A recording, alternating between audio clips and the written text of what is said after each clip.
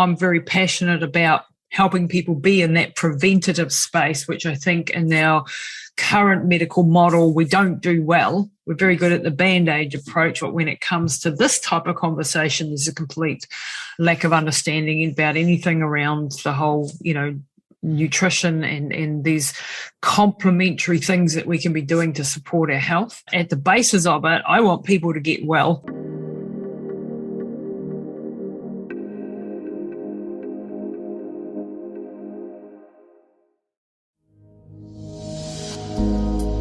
G'day everyone. Welcome to Finding Space. I'm your host, Alex Tyson. I was recently interviewed on the podcast Pushing the Limits with Lisa Tamati. It was an interview where we deep dived into infrared sauna, how it works on a physiological and mental perspective. And we dive deeper into how to get the most out of infrared sauna when we start using it at home.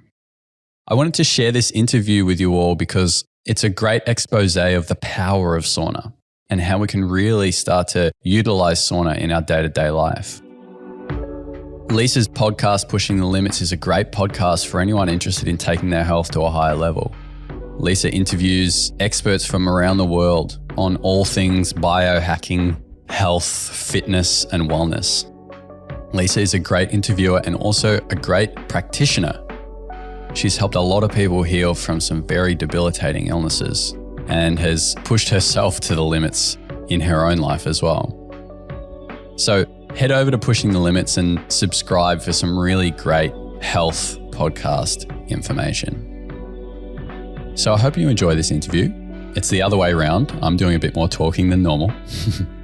And I hope you learn something about infrared sauna. And so I give you the interview that I did with Lisa Tamati on Pushing the Limits. Well, hi everyone, and welcome back to Pushing the Limits. This week I have a fantastic guest for you who is going to be sharing some fabulous insights about something called infrared saunas. So welcome to the show, Alex. Alex, lovely to have you. And you are from Found Space, and you're an expert on everything infrared saunas. So we're going to dig into the science and the information about infrared saunas today. Cool. That sounds great. Yeah, Thanks I'm really for having me on, Lisa. It's a pleasure. I'm stoked. And you are a podcaster as well. Tell us a little bit about your podcast. Yeah, absolutely. It's called Finding Space, and it's powerful health conversations, kind of cutting through the noise. There's a lot of noise in the health and wellness space. There's a lot of nonsense out there, and I get people on, health professionals from around the world, some scientists and things, and we just have real down-to-earth conversations about things we can do to take our health to a higher level. Absolutely. That's what I'm all about too, is just sharing the latest and greatest in science and information so that we can sort of biohack our way to a healthier, happier future. And a part of that is infrared sauna. So can you give us a little bit of a background story about you and your family and how you got to be the CEO of Found Space and what you're doing there? Yeah, absolutely. So my parents started with saunas, the infrared saunas, in like the mid 2000s. I was young then, right? Like I'm 29 now. I was like, really young. A baby. Yeah. yeah, a baby, you could say. Yeah. And they got involved, but my mum was always into natural health and wellness. My dad wasn't so much. He was like the sales guy. But Miriam was like, look, these things have some really powerful benefits from a physiological perspective, from a mental perspective. And so they got involved. They started saunas. They originally were doing it for someone else. And then they eventually said, well, look, we can't offer the service and the quality of product that we want by doing it through another supplier. And so they found their own supplier and started selling saunas. That was back in 2008. The business was called iHealth Saunas. Mm-hmm. I got involved around like 2014, 2015. I started working more. And eventually in 2017, I took over the business from my parents, running the business. I was 24. Wow. Yeah, probably a bit ignorant to what was involved to run a business at that size. Age and at that time. I mean, we were selling maybe 650 saunas a year. We had 9 employees, But the thing that drove me through that was we weren't selling saunas, Lisa, and I say this all the time. We're helping people with their health. Yeah. Right. We were getting stories back of people saying, hey, I used to wake up in the morning so jammed up with inflammation that I couldn't get out of bed, right? Last week, after having your sauna for 6 months, I hiked a small mountain. You know what I mean? Yeah. Stories like this. And that was really like resonating with me on a really deep level. It was at a time when in my early mid-20s, I was starting to discover all of the things my mum had been talking about for years. Mums are always right. Yeah, man. Mums have that wisdom, you know, and I was starting to really discover that for myself. You know, I was doing some juice fasting because I had gastrointestinal issues, and I was taking the load off. I was feeling better because of that.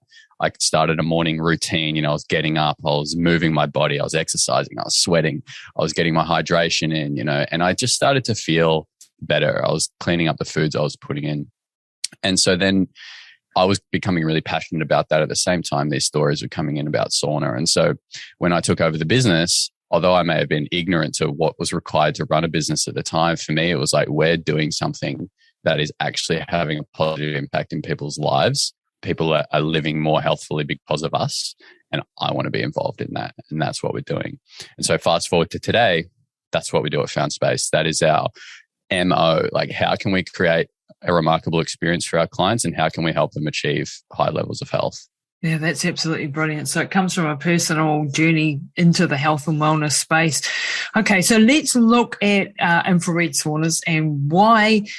Let's back up a little bit and just talk about sauna in general, because there's a lot of research around sauna and its benefits, and a lot of it can be taken for infrared, and then we can dive into the infrared side of things as well. I'm aware of, I've been a sauna fan for decades really, but I didn't really know. I started listening to someone called Dr. Rhonda Patrick, who has a fabulous podcast, scientist, and she bangs on about saunas all the time. And I've learned a lot through her. And there's a study that's been done in Finland. I don't know if you're aware of the study, but it's like 22,000 men or something that they've followed for something like 20 years. Unfortunately, no ladies, but that's, you know, typical of clinical research. But they followed them for 20-something years. And the results have been absolutely astounding in things like neurodegeneration and cognitive health, and the improvements that they've seen, as well as heart, cardiovascular, all of these aspects. Can you talk a little bit to that? Do you know that study at all? Yeah, absolutely. I mean, there was a really interesting piece in there. I think it was like likelihood of cardiovascular death was reduced by, I think it was like 26% or something like that. And likelihood of death from all-cause mortality was reduced by 46 or 44. It was some big number. Amazing number, yeah. Right? From literally getting in a hot room and sweating, right? And what was interesting with that study was that what they found was it was frequency dependent too. Yes. So yes, you will get benefit from using sauna, and I say sauna interchangeably here because from a physiological perspective, steam sauna and infrared sauna do have some crossover, and then there are some differences which we can explore later. However, what they found was just one session has physiological benefits which were measured for sometimes up to like over a week. Wow. However, it was when they were using it 3 or more times a week, that was when the magic really started to happen. It was that consistency. And so what's happening in a sauna, you might ask? Well, in a steam sauna or, it's a little bit different. So in a steam sauna, you're in the hot room, the steam is in the air, you know, and then the air's hitting the body. It has to be really, really hot to transfer that heat onto the body. That's why in a steam sauna or a hot rock sauna where there's a bit less moisture, they can be anywhere from 60, 70, 80.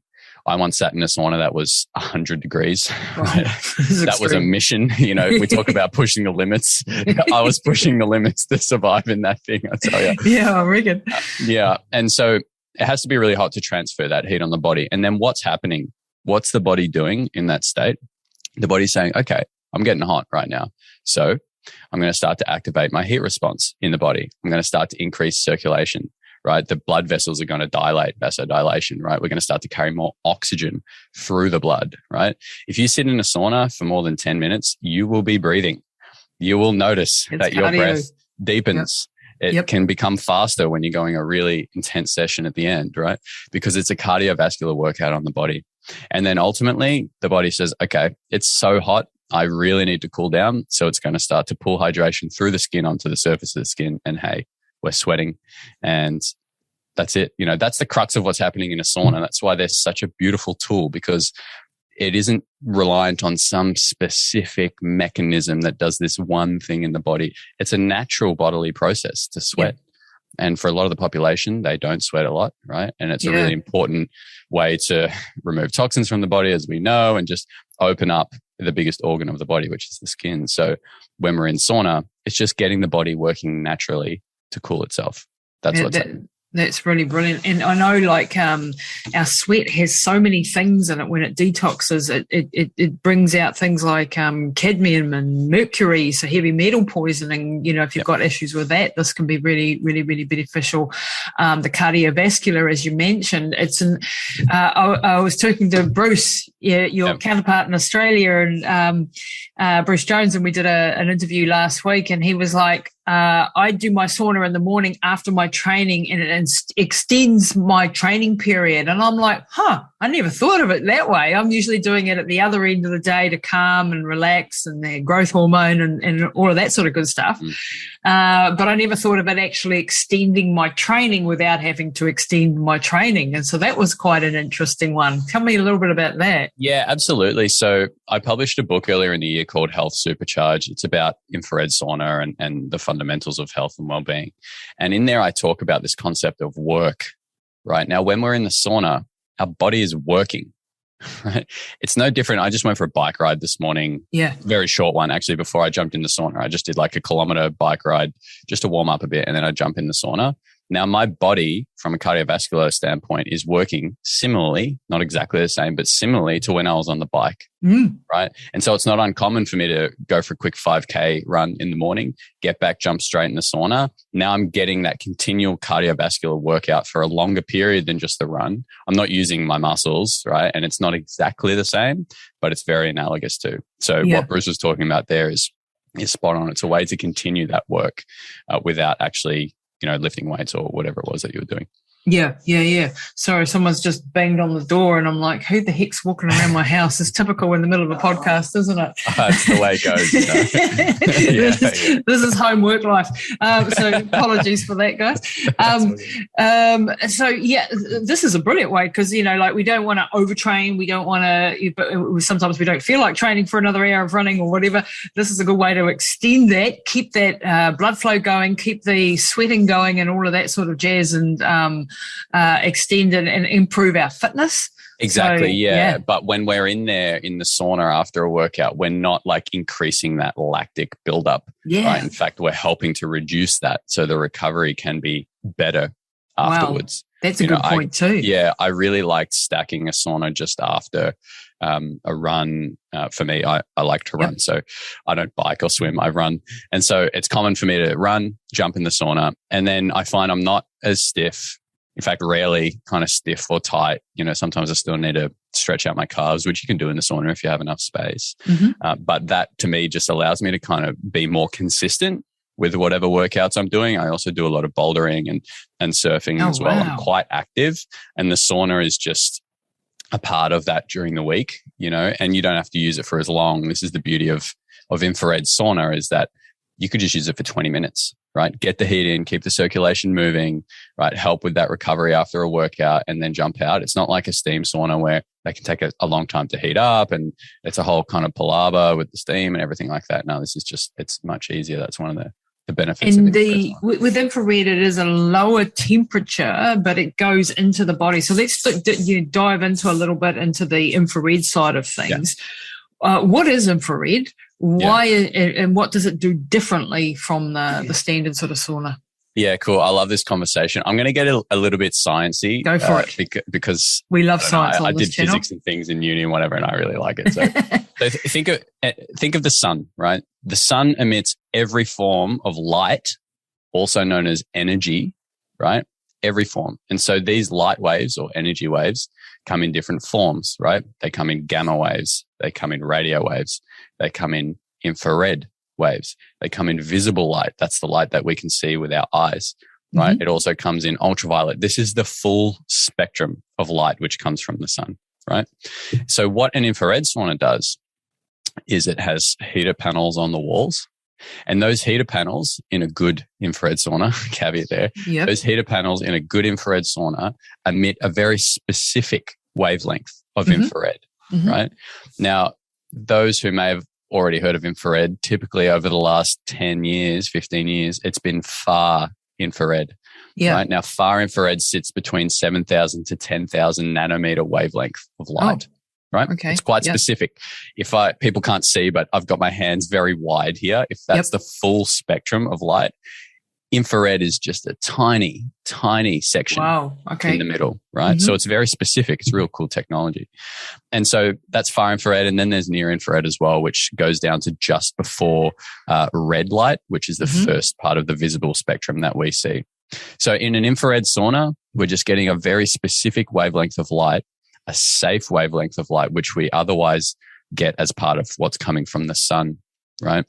So again, it's a natural way to warm the body, right? It's not unnatural. It's not non-ionizing. It's not ionizing radiation like radio waves or something like that. That would be very bad.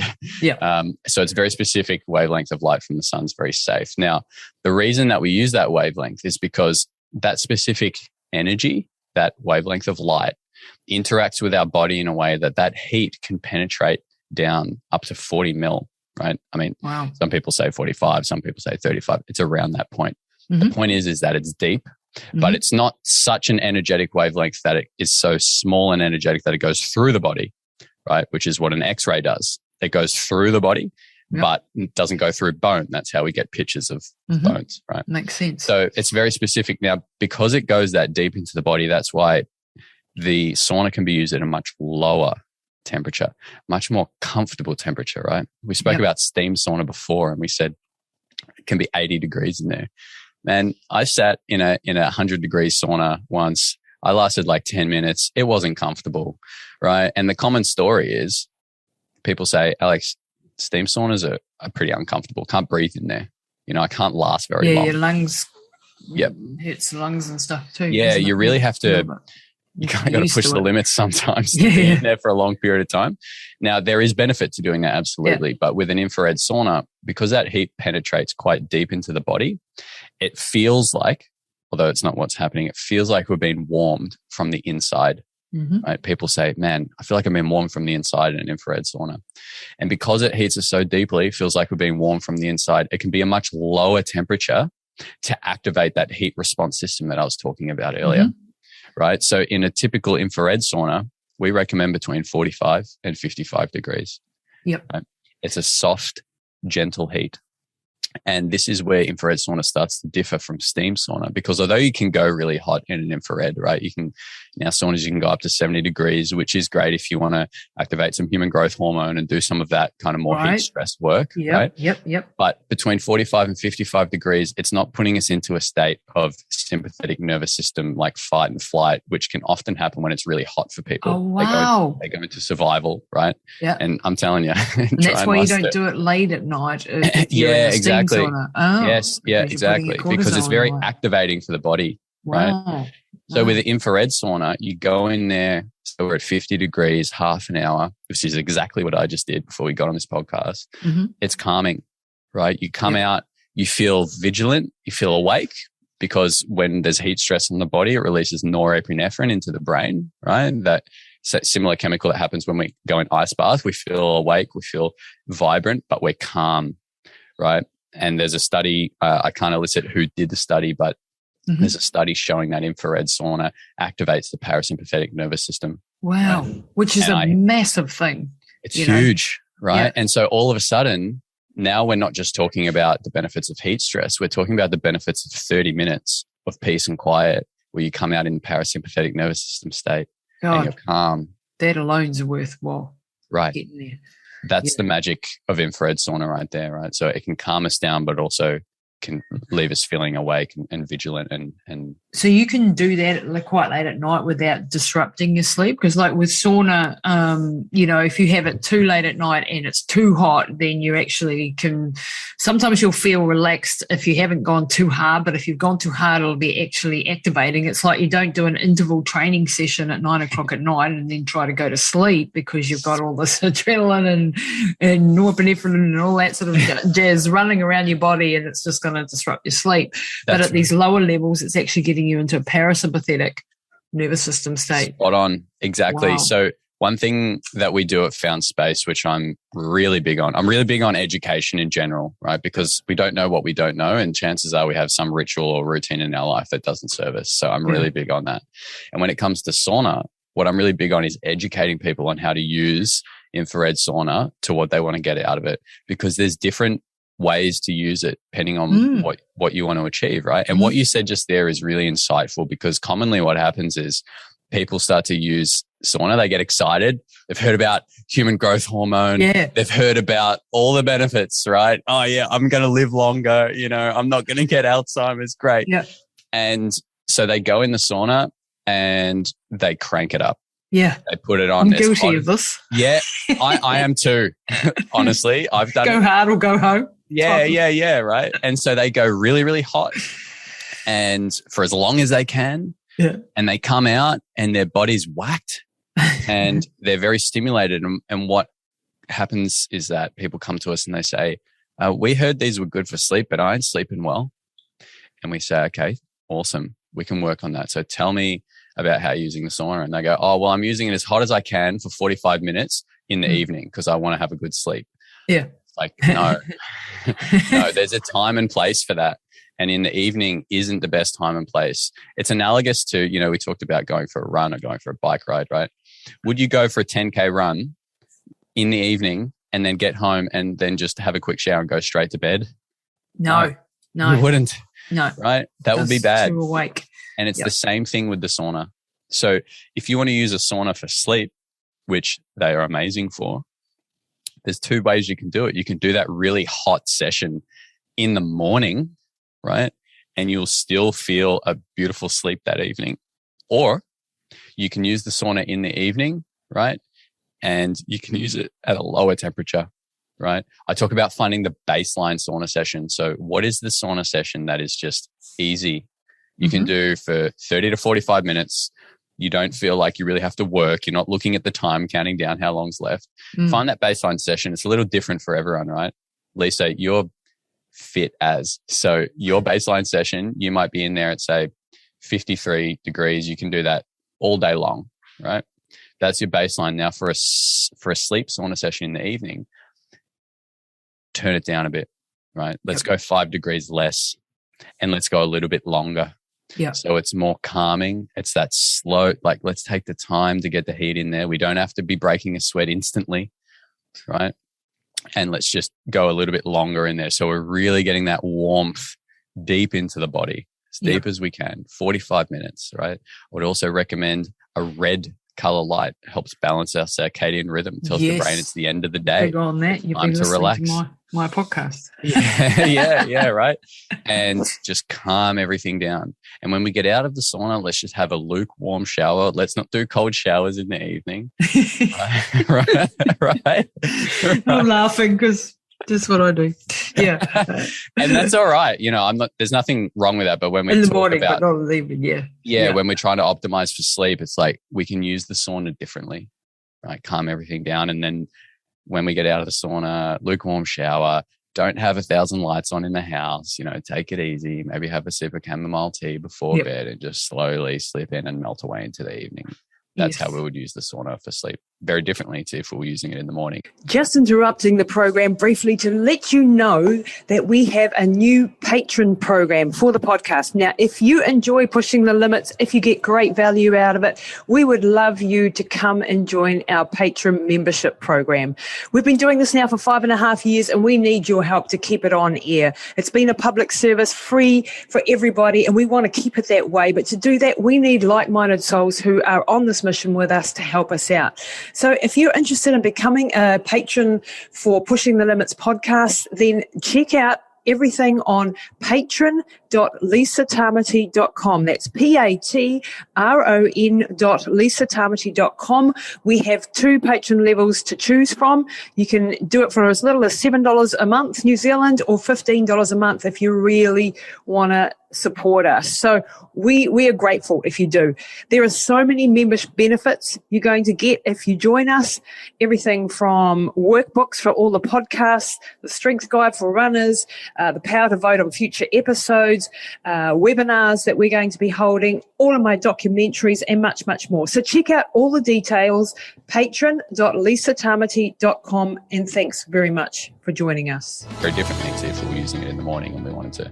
So there's really nuance to this conversation is what I'm getting out of it, and using it for different goals. Because you did mention the human growth hormone, and there is studies that have come out, and I think these were with normal saunas again, but sort of the steam sauna, using the sauna 3 days in a row increased the production of human growth hormone something like 1,600%. And it's like, whoa, that is massive. Because when, like I'm 53 going on 54 and I want to maintain my human growth hormone in a natural state, not bloody taking it synthetically or anything like that. So anything that's going to increase my human growth hormone, which is really anti-aging and beneficial when it comes naturally like that, is something that's on my radar. Does the infrared sauna do that as well, or is that more at the higher temperatures that you get the human growth hormone aspect of it? It is at the higher temperatures. So there was a study, again, out of Finland, and the study was done around 74 degrees. Right. Okay. Now, infrared saunas typically don't go that hot. Our saunas go to 70 degrees, but there are ways to make it a little bit hotter as a caveat if you really wanted to. However, because the heat is penetrating more deeply, 70 degrees for me is still really good, and I still believe that that's activating human growth hormone. I can't pull out an article to prove that. The reason being is it's hard enough to get these studies done in Finland on steam sauna, which are much more widely used, and it just hasn't been done yet. No. Hopefully one day we have funding at Found Space and we can do that work. That'd be great, because none of this is one of my bugbears with the whole, the clinical studies, is that only things that make heaps of money get studied. And so things like what you see in the background, hyperbaric oxygen therapy, which I'm a huge proponent of and saved my mum's life twice, just gets completely ignored. Well, not completely. There are people that have done studies, but they have to fight like shit to get the studies done. And this is where a lot of the things that could be really helping us don't get the clinical research that they would otherwise get, because there's no billion-dollar price tags on the end of it because they can sell a drug. And that's, unfortunately just the way the system is.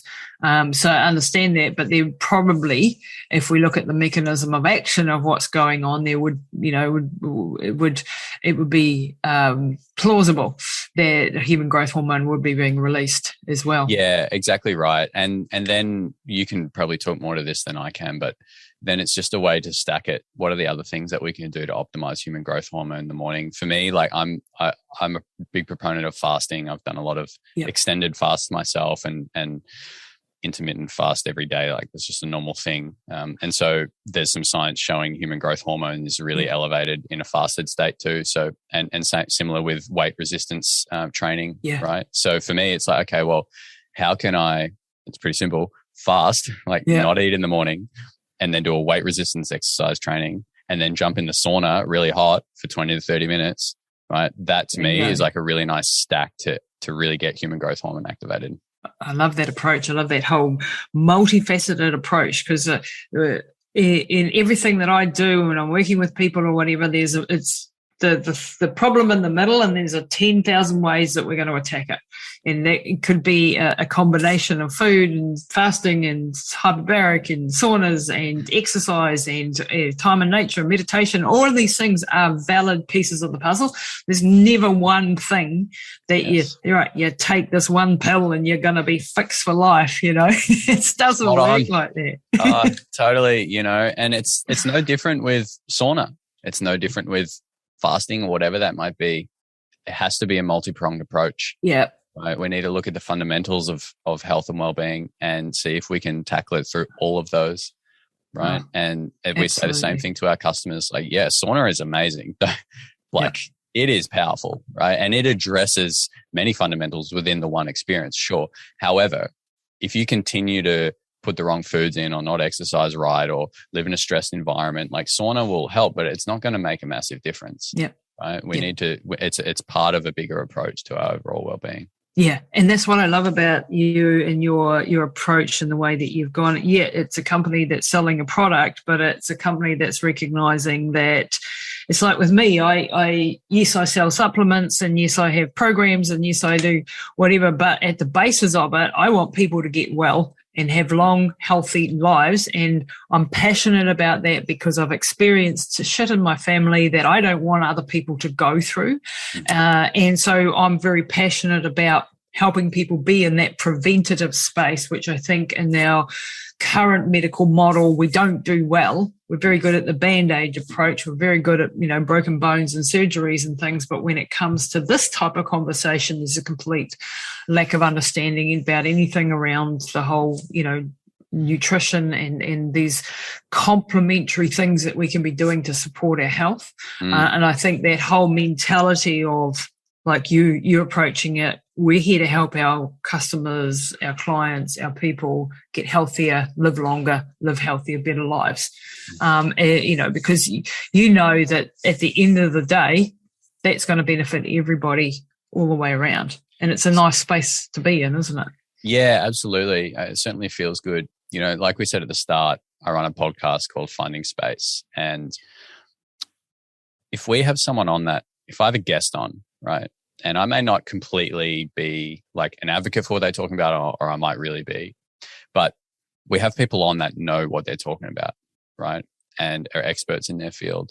Now, if someone just listens to an episode that I did and they get something from that episode, and that's the only interaction they have with Found Space, and they go away and it changes their life, even in a small way, I'm happy. Right. I don't mind if I never sell them a sauna, or they never buy a water filter from us, or they never engage with anything else. Like, that's it, because they got what they needed from us. And that's what it's about.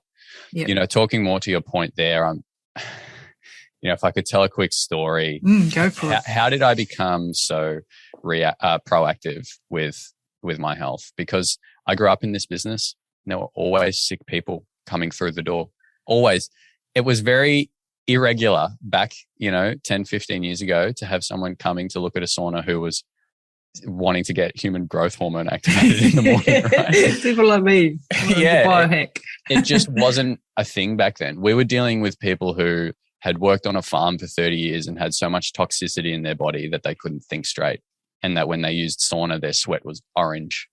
We were dealing with people who, whatever they were doing in their lifestyle led to chronic inflammatory conditions, arthritis, fibromyalgia. There's 4.5 million Aussies in Australia currently diagnosed with arthritis alone. Wow. Right? Debilitating illnesses.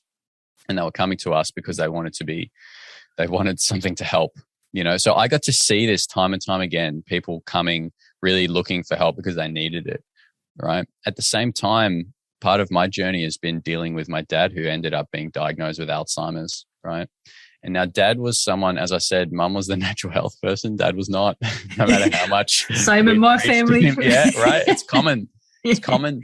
And so I observed the lifestyle he lived, and the lifestyle he lived was stressful, right? His business was his life. He was chronically stressed. He drank regularly, 1 to 2 glasses of wine a night and some more on the weekends. He didn't eat well, right? And because he was doing those 3 things, he didn't sleep well, right? The stress and the booze was not allowing him to get into deep sleep, into REM sleep, right? Now, chronic alcohol consumption, chronic poor sleep, and chronic stress all have been very well linked and documented to be linked with Alzheimer's. Yeah, right? Absolutely. He was diagnosed actually in the end of 2016, right? And now he's in a really bad way. He can't speak anymore, and it's a real shame. And going to spend time with him and going to meet other people who are in a similar place is really, can I swear, really fucking motivating. Yes. To do something for my health, but also share the message, right? Because chronic drinking is still a thing in Australia, and living in a stressed environment is still a thing, and not putting the emphasis on the good foods that we put in the body and the importance of sleep and our hydration and these things that we're talking about today. These things, if we put focus there and we prioritize them, we can avoid going down an unhealthy track, whether that's Alzheimer's or it might be diabetes or it might be cardiovascular disease, whatever it might be. There's a long list, unfortunately. And that's where we can head if we're not putting these things as a priority. And so talking to someone like yourself, just hearing what you're saying, I love it because it's totally on point. And these are the conversations we need to be having. And my message to everyone is don't wait until something like that will happen. Right. And I've been lucky to be able to witness unhealthy people for a long time. Right. But most people don't get to see that. Right. They just know a few people who have maybe passed away from cancer or something, but it's not directly affecting them in their life. Or if it is, it's one-off. Often it's not enough, unfortunately, the way that the human psyche works. We need a lot of repetition of these things before we take action, Yeah, and thanks for sharing that very personal story, because I have, my listeners know my story with my mum, who was, morbidly obese, and she, was always focused on her kids and looking after every other bugger and not looking after herself, and had an aneurysm, and ended up, I've been digging our way out of the shit for the last 6 years and bringing her back from a baby to being a fully functioning person again, thanks to this multi-pronged approach. And this is why I do what I do. And then unfortunately going through another journey with my dad, who passed away just near on 2 years ago. And my dad was he smoked and he ate pies and fish and chips every day, and he was fit, he was outside, he was doing things all day every day, and that was his saving grace. And he got to 81 being just beating all the odds until he didn't. And, if I can prevent people going through those experiences, and we can't, you and I aren't God, and we can't prevent everything happening. My mum since developed cancer, and then we were told she was going to die from that. And then I went the whole metabolic approach to cancer, and it took me 12 weeks of hard out, and tumours were gone. And now we're like 10 months later, and there's no sign of the tumours there. And that's on a person who they didn't think would make Christmas last year. And was someone who'd had massive brain damage previously and been through so much already. And I'm a fighter, and I'm someone who does not just take the first doctor's word for it that comes along, because otherwise my mum would have been long gone. And I take this very multi-pronged approach to everything I do, and persistent. I have a book out called Relentless, and it is called Relentless for a reason, because I am every day, my whole structure of my day is, and that's why we had to do it early in the morning, Alex, because I have to get my mum, and she has to go to training, and that's my priority. She has to do certain things at certain times of the day, and that's, that's my priority. And so this drives the passion to be able to share this information, and I can see that comes through with you as well. And your dad, we just don't understand all these things. And when your dad and my dad were growing up, and my dad had been a lot older than yours, but, we didn't know any of this stuff. We are lucky that we get to talk to, and you and I especially, we get to talk to top scientists, top researchers, get the latest, greatest information that no other human in the history has had access to this information. We are sharing this bloody precious resource of information through our interviews and what we do. And hopefully it's spreading, it's a ground roots movement. I'm no Dave Asprey, and, we're not billionaires, and we can't get the message out there like we'd like to, but one by one, we can educate. And for you, it's infrared sauna and being a part of that whole wellness journey with your clients. And I think that's just absolutely brilliant. So thanks for sharing that personal story, because I know it's not, it's not easy. And for you to take over the company at such a young age, you must be a pretty driven, amazing person. I didn't know which way was up at 29, to be honest, or 25 when you took it over. It's just like, I couldn't have run a company of the size you have. How has that been, from a mental perspective, and dealing also with your dad's situation? How did you do that, just from a high performance sort of perspective? How did you do that? Yeah. For me, I think it really came back to belief. I just believed in what we're doing so wholeheartedly, and I cared, and like you said, I was pretty fucking relentless too. That there wasn't, at a time, there just wasn't an option other than to do that. Not to do that, sorry, but to make it work. Yeah. And I had a vision and have a vision, and we're creating that vision right from the start. That was there, and it was just inside me, and wow. I don't know, when I was younger, I went out and I did the whole clubbing and all that sort of stuff, the usual kind of stuff. Who the hell am I? What am I doing on this planet, But it was just never for me. I don't know. There was always something inside me that knew that there were bigger things that I wanted to create and manifest in this world, And so it was just hard work. That, one of many things that my dad really taught me was work hard, and especially for those first few years, even up till now, really, that's my MO. And if something's gone wrong, I'll get my hands dirty. We have a team of just under 20 full time now. And then we have a bunch more contractors around Australia and New Zealand. And even now, I'll get my hands dirty if I have to, in fact, I like doing that. Yeah. And that's just been how I've gone about it, and wanting to provide a good experience for our customers and a great quality product, and really help get this message out there in whatever way that we can. So what was it? Yeah, it was hard at times, most certainly. And it's been big.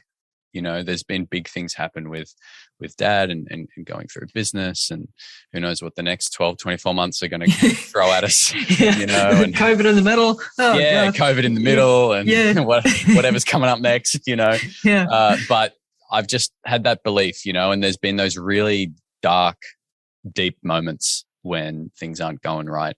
Yeah. And there's just this voice in there. It's like, Alex, you can do it. Yeah. You can do it. You can do it. And sometimes I really have to channel that. And it's no different to, running a half marathon or something like that. You get to a point where you're in there and you're like 15 Ks deep and you're like, oh, I don't know if I can do this. I don't know. There's that voice, and it's like, yeah, you can. Hang around with me too long, you'll end up running 100 milers and stuff. Yeah, well, I know. I mean, my half marathons have got nothing on your ultras, Oh, no. I'll get there one day. No, I don't recommend it, to be fair. Stick to what you're doing. It's probably healthier. I tell you, running 100 miles, it's, those types of things are great achievements, when you look back and you go, wow, I did that, I ticked that box. But as far as longevity and health's concerned, not the way forward for me anymore, So while I think you learn great things when you push yourself physically, but for me now at my age, it's more about longevity and anti-aging and being functionally fit, and that looks different now for me than what I was doing, But I'm glad I've done lots of cool stuff along the way. Yeah, and I think there's really something in that, especially with physical exercise and going to the extremes. When you go through something like that, there's this belief that comes with it, which is unquestionable. For me, it was a couple half marathons. After running 2 half marathons, I had that thought of like, I don't know if running double that distance would be the best thing for me. Yeah. But it serves my purpose a lot. Yeah. However, like going through that, it's like, if I can do that, man, I can do anything. I've done a really long water fast before. Wow. And I'm like, man, if I can do 30 days on water alone, like, you're kidding.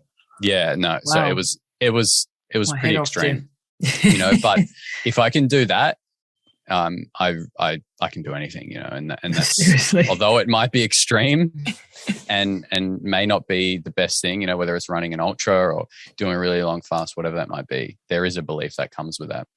And you've learned certain things from it. And I'll take my hat off to you. I've never done that, and that takes massive. I'd rather run across the Sahara than not go without food for 30 days. It felt like running across the Sahara at times. I bet it did. But you obviously understand senescent cells and autophagy and upregulating all those things and detoxing and the benefits of it. You've just had the actual discipline to do it for that long, and I haven't. I still like my food too much. Me too.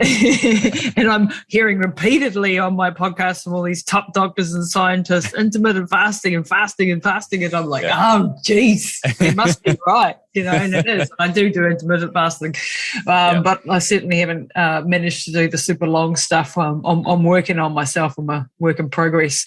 So, Alex, just coming back to the infrared sauna. Yeah. So, your saunas have certain light frequencies. We've got near infrared and infrared, and then we've got the heat aspect. Now, I've been guilty of this, and I didn't know anything about infrared saunas. I went online, I bought the first infrared sauna that I could find, a cheap infrared, and now I'm like, oh. What is the difference between a quality product and a not quality product, and what are the things that we need to be aware of, whether they're buying from you or somewhere else, doesn't matter, but what things do we need to be great question. So first thing first is, with a not great quality product, it can't be guaranteed that the heaters are emitting infrared, right? And so having a wavelength report from the company is important, right? You want to know that you're getting between, if you're looking at far infrared, you want to know you're getting between 7,000 to 10,000 nanometers, also known as 7 to 10 microns. That's the far infrared wavelength, right? So a cheap sauna, they won't be able to give you that. Second thing is, you want to check that their EMF levels are low, electromagnetic fields. There's some good companies out there, including ourselves, where the EMF is really low, like 1-2 milligauss, these kind of things. It's really nice. That's really important. And the third thing is, make sure that they're certified. They're electrically certified to your region, whether that's in Australia, or New Zealand, or America, or wherever that is. Make sure there's a certification there, because it is an electrical product and it's going in your house. You want to make sure it's safe. Those are like the kind of fundamental, like no questions asked. The sauna that you get should have those things, right? And then it comes down to the quality of the timbers. Make sure that they're kiln dried for a period of time. Typically saunas are a hemlock, Canadian hemlock, or there's Canadian cedar. There's also some aspen that's a bit more expensive. There's basswood as well. So these are common timbers. Make sure that it's a good quality, like first grade timber that's used. Go and have a look at the sauna if you can. Get an idea of the craftsmanship. At the end of the day, a sauna is, or can be, a beautiful piece of furniture wherever you're going to put it. Right? There's a lot of really badly made and ugly saunas out there. Right? It's something that you're going to put somewhere. So you want it to look nice, but you also want it to be good quality. Go and feel it. Grab the walls, give it a shake. That'll give you a really good idea as to how well it's made. Right? Are they using really thin timbers, or are they using thick, sturdy timbers, right? These are important because we're going to be getting in there.